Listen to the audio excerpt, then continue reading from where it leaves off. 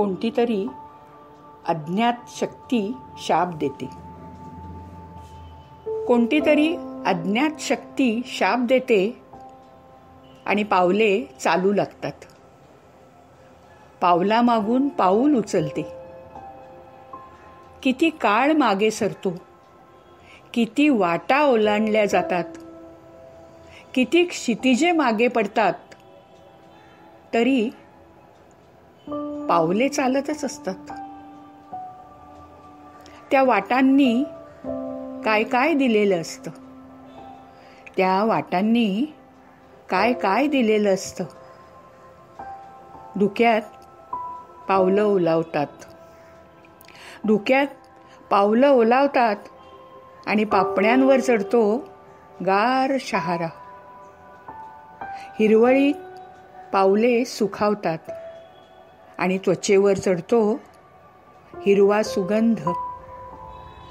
अंगारावरून पावले धडपडतात, अंगारावरून पावले धडपडतात आणि ओंजळीत जमतात तांबड्या लाल ठिणग्या,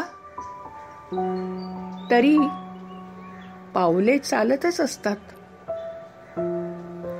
चालता चालता एक क्षण असा येतो की पुढे वाट उरतच नाही. चालता चालता एक क्षण असा येतो की पुढे वाट उरतच नाही. समोर असतो फक्त अनंत भीषण असा अवकाश.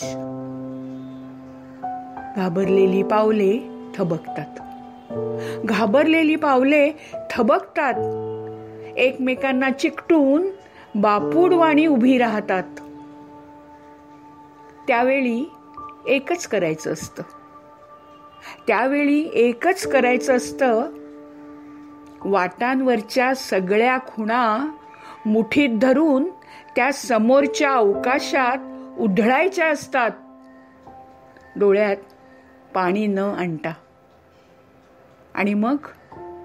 आणि मग पायाखालची मूठभर माती घट्ट धरून ठेवायची असते त्याच मुठीत. पायाखालची मूठभर माती अगदी घट्ट धरून ठेवायची असते, अगदी घट्ट. कवयित्री इंदिरा संत.